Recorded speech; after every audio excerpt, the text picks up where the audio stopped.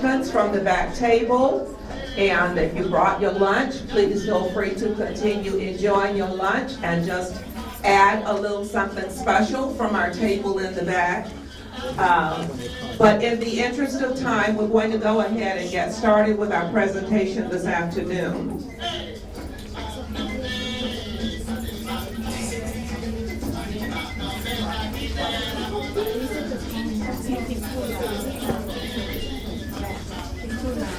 As you know, we are celebrating Caribbean American Heritage Month, and we opened the month in June, on June 1, with a very exciting lunch jam that we talked about. Many of you were there, probably most of you, and we thought that was a very appropriate way to get us started in our celebration of the month.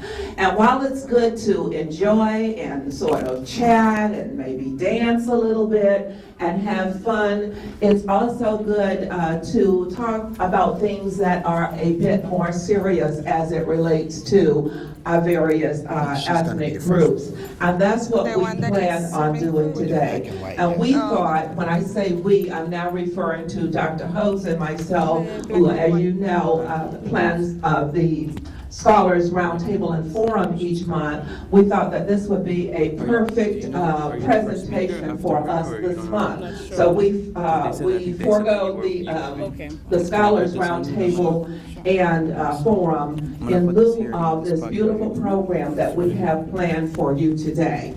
And now, without further ado, we're going to go into the program by asking our own Dr. Nelson Diaz to come with a welcome from Fischler. Thank you. Okay. Thank you, Dolores. As I was reading the program, I see some really very exciting things that are going to happen this afternoon.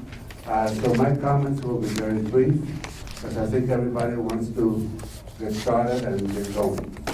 On behalf of Dr. Singleton and the entire Fischler family, I welcome you to this activity and this event. I know it's hard to plan these events, and a lot of work goes into it. So first of all, I want to thank the members of the steering committee who put this event together and all the activities that have occurred in the month. So thank you, very good. And I'm glad that we're looking at the Caribbean from a different fashion. It is more than beautiful beaches and steel pans and coconuts and straw hats. There's a culture, there's a history, and sometimes there's a lack of understanding about the Caribbean nations, how they came about, the struggle for independence, and a lot of things. So I'm delighted that this is happening. And as someone who came from a Caribbean island, I can tell you that we're always looking ahead and looking at our neighbors, looking at what's going on in this part of the world, which is always, every year it seems, gets hit by a hurricane, and lately it's been getting hit by earthquakes. So Mother Nature hasn't been too happy to the Caribbean, but the people continue to strive, and the people continue to move forward and continue to go ahead. So with that, I say thank you to everybody who's here. Thank you to the members of the committee, and let's get on with the show.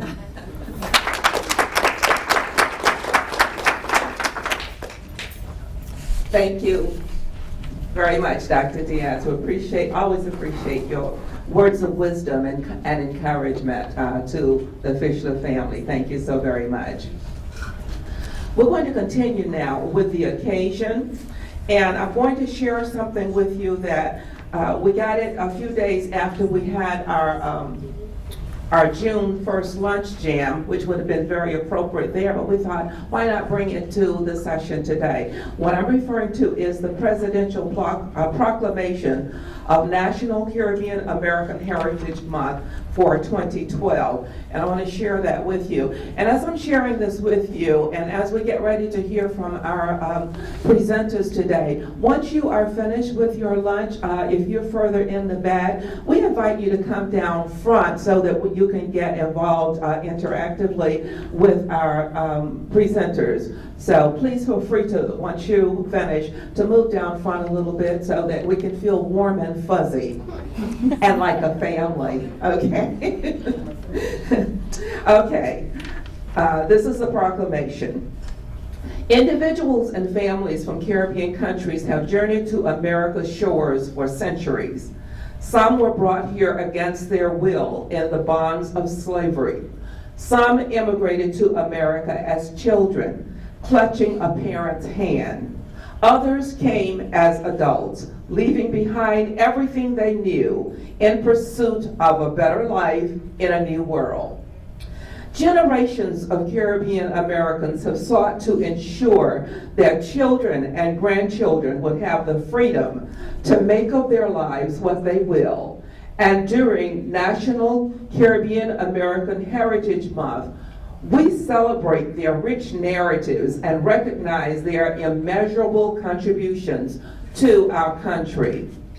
Caribbean Americans have shaped every aspect of our society, enhancing our arts and humanities as titans of music and literature, spurring our economy as intrepid entrepreneurs, making new discoveries as scientists and engineers, serving as staunch advocates for social and political change, and defending our ideals at home and abroad as leaders in our military.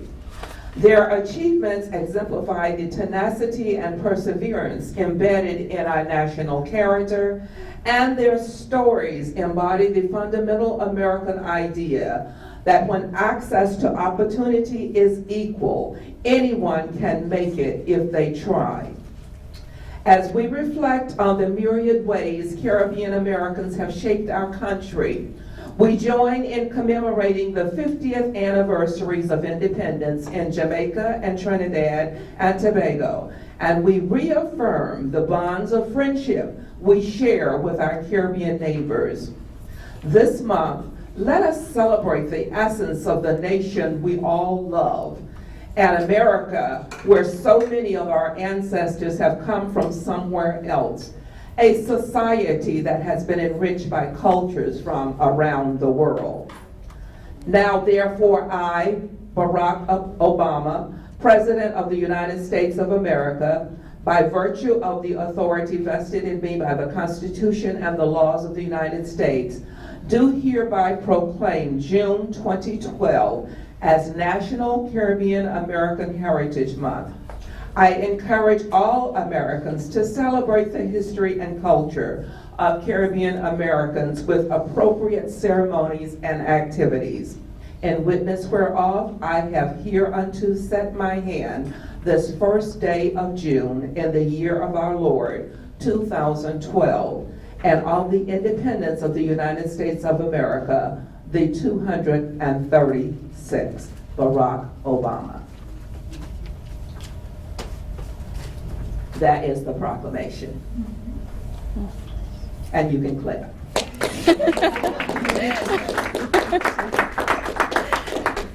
Okay. We're going to move further into the program with our first presenter, Ms. Tiara Brewster. Please give Tiara a hand as she comes forward.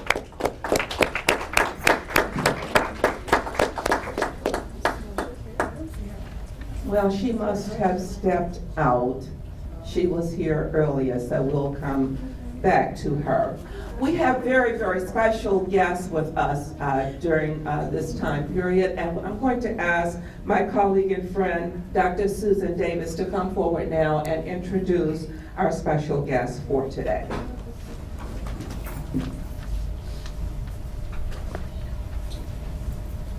Good afternoon, everyone. Thanks for coming to share with us. You're in for a treat. And as we're celebrating the Caribbean, but as was explained in the proclamation a minute ago, This year marks Trinidad and Tobago's and Jamaica's 50th anniversary of independence, so we're paying special homage to them as part of this event.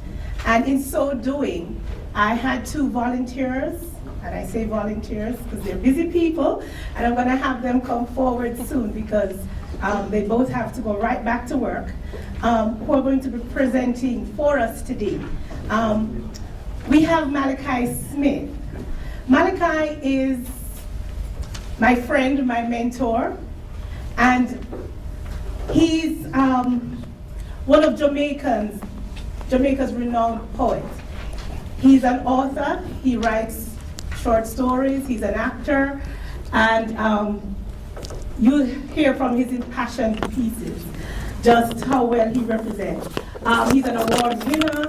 He is just one of those persons who never says no, and we thank him for being here. He's a graduate of Miami-Dade College and also FIU. He was part of the Jamaica Constabulary Force. He is now a Miami-Dade police officer, so he has to go back to work for 2 o'clock. So we need to get him out of here. So thanks, Malachi, for coming to share with us this afternoon, and we'll hear from him in a minute. I also want to thank Ms. Joanna Ross. Joanna is consul to Trinidad and Jamaica here in Miami, and at the very last minute agreed, just like yesterday, to come and share with us. And she too will have to be rushing off. So forget about the programs you have in front of you and how it's laid out. I'm going to ask them to come through and present first. So first of both of them, I'm going to ask Malachi, would you come please and share with us today? Thank you. Feel free to stay where you want, to do what's comfortable for you. You're with family. Good afternoon, Nova. Good afternoon. I'm honored to be here, straight up. And of course, I want to wish the Republic of Trinidad and Tobago blessings and all kind of good things in the future as you go forward. I'm going to do a couple of pieces, and my country, Jamaica, I really, really love it. Jamaica to me is like a second wife. As a matter of fact, if I wasn't married, I'd have got married to Jamaica. That's how much I love her.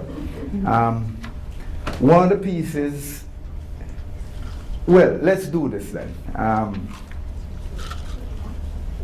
Jamaica has a whole bunch of different peoples.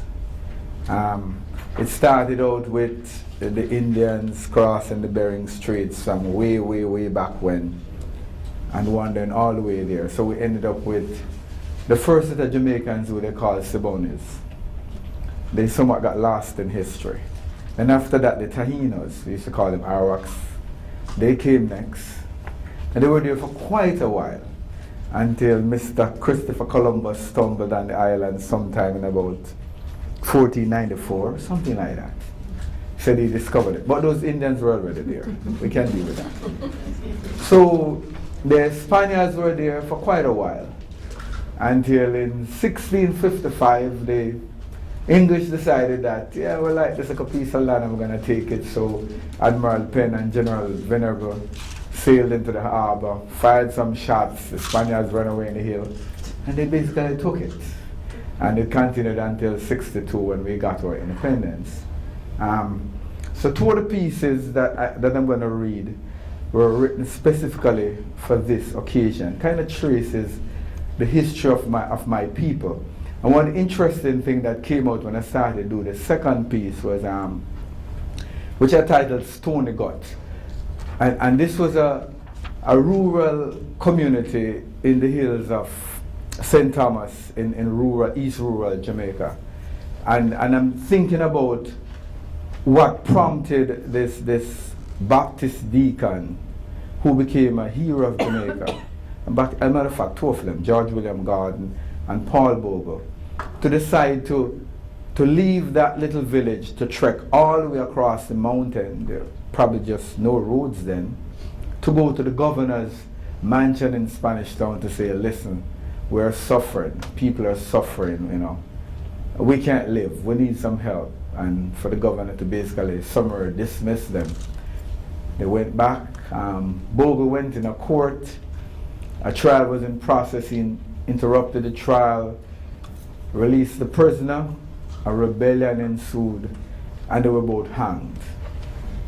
So, I want to celebrate their lives for the contribution that they make so we could actually achieve independence and what it did to people and to the people in England, that they realized that it had, some movements had to be made towards independence. But the first piece I'm going to do for you is, it's going to be mixed in standard English and my Jamaican tongue. And why? I dearly love my Jamaican identity. I will never ever throw it away. When I was undergraduate at FIU, we had a very good honors class, and Professor Tenney, she was just teaching one day. I would listen to all the Americans, African Americans, Anglo Americans, and would have very deep and spirited discussions. However, when I spoke, it's like I was almost dismissed. I understand Jamaican boy, shut up. So one day I felt very upset, and I said, listen, I demand to be heard. So out of all of that, and at work they say, why don't you speak like American? And I said, I don't like speaking like American, I'm Jamaican, I'm comfortable with my skin. And then I read a collection where this very famous contemporary Jamaican/Caribbean author who lives in California, her latest collection I was reading, and there was nothing in the collection. It was dead to me. It was just like this intellectual masturbation, for want of a better word. I wasn't feeling, I wasn't tasting, I wasn't hearing her Jamaican tongue. So I wrote this poem, My Jamaican Tongue. My Jamaican tongue too sweet for me to throw it away. When you hear me talk, I no play me, I play. Like my professor friend who got circumcised. That's him Jamaican tongue to get recognized. My tongue is African, Caribbean, drum talk, flute, pan, percussion, banjo, mentos, ska, rock, steady, rasta, reggae, politics, sugar cane, sweat, slavery, blood, and pain. Blend that with English, Chinese, Syrian, Indian. My tongue is out of many one. That's my tongue. I love it to my heart. Before so I go back home, can't man it now part. It's too sweet like calypso. Your tongue is ballroom dance, for me a go-go. I don't have to draw out my vowels like Robin shooting his bow. I make my point, my tongue just flow like notes on Dan drum and trombone. I don't envy you for yours, so leave me with my own. You think it's everything I say, I want you to understand. My tongue is a disguise, part of my oral tradition. When our ancestors died and couldn't afford to leave legacy, them wrap up them tongue in a tide and pass it on to it. Stop your rank. Your tongue was the right and so too is mine. If yours is whiskey, mine is pure wine. Harp, rumba, fire dance a goat skin. Your tongue is her majesty's, mine a few thing. So you can cause your innuendos and aspersions. I don't give a damn. Because when you hear me talk, you must always hear Jamaican. Now I'm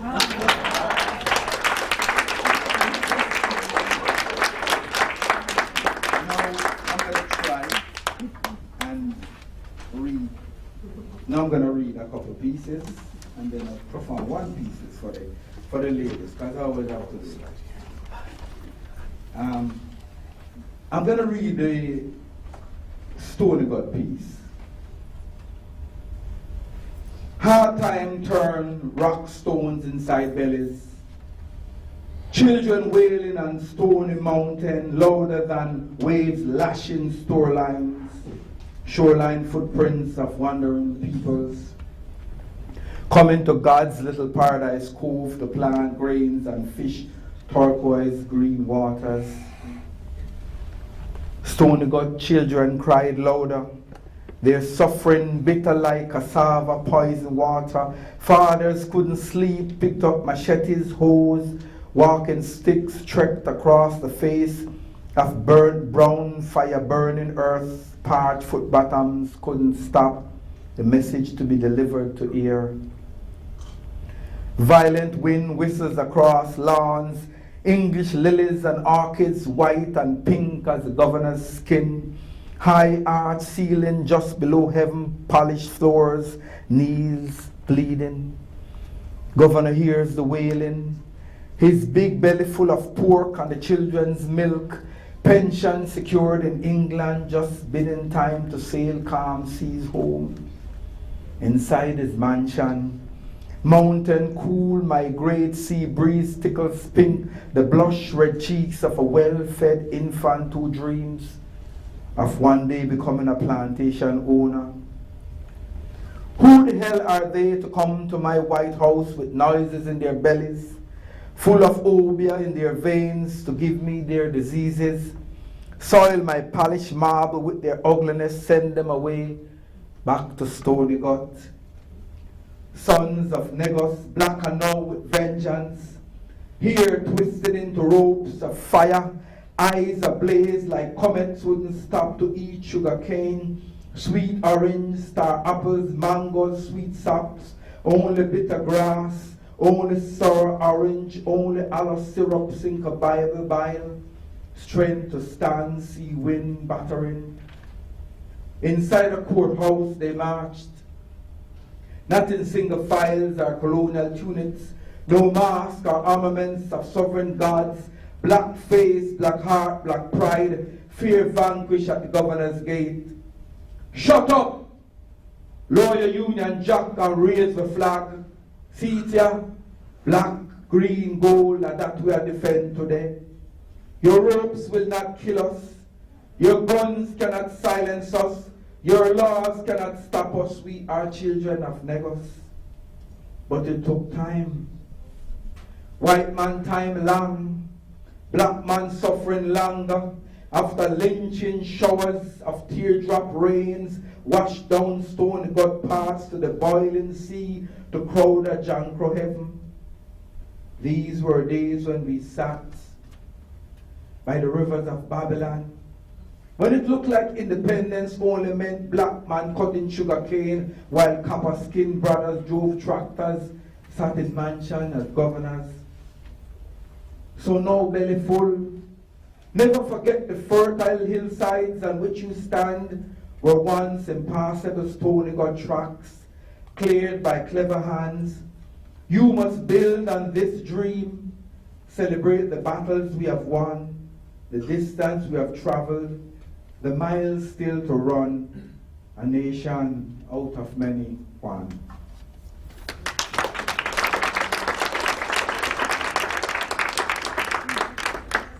And of course, the piece that speaks about my peoples, from the Indians to the Africans, and of course we have a large, not Syria, Lebanese community in Jamaica, Jewish, so we're indeed out of many one. We're an ethnic melting pot.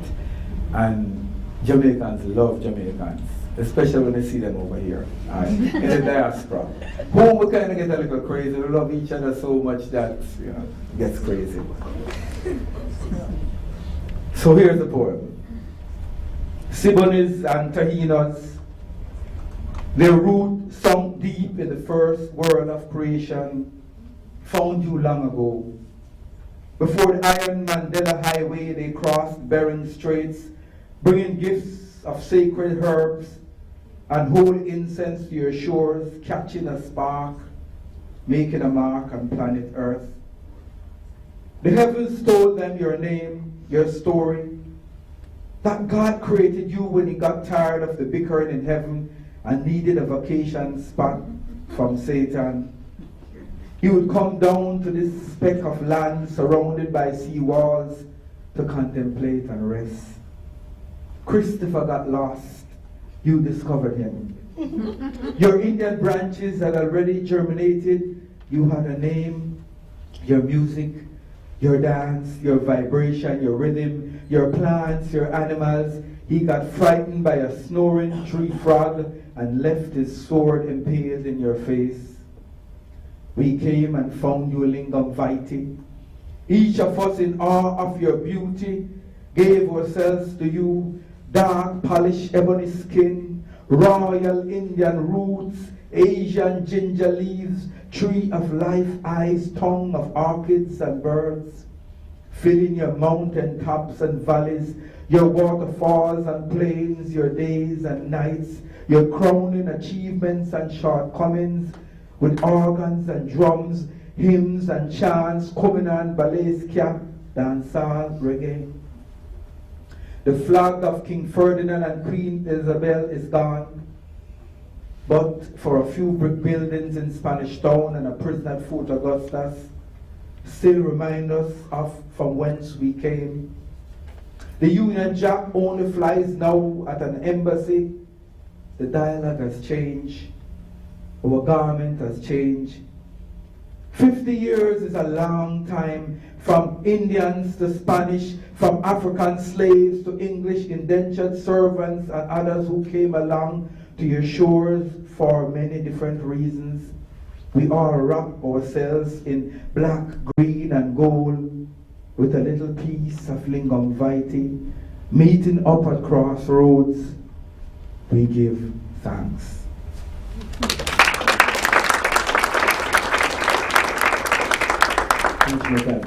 I'm going to do two pieces. This one is titled Papi, and story behind it.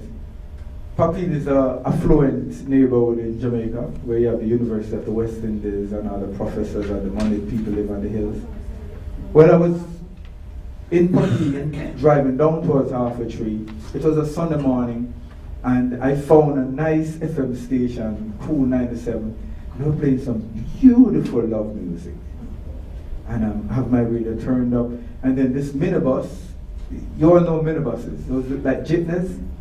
Well, one pulled up beside me, and they had this dancehall music blaring inside. And you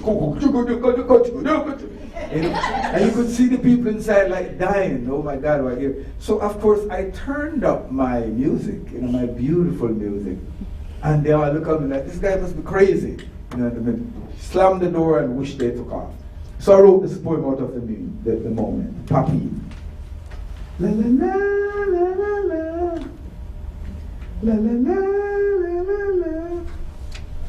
La la la la la la.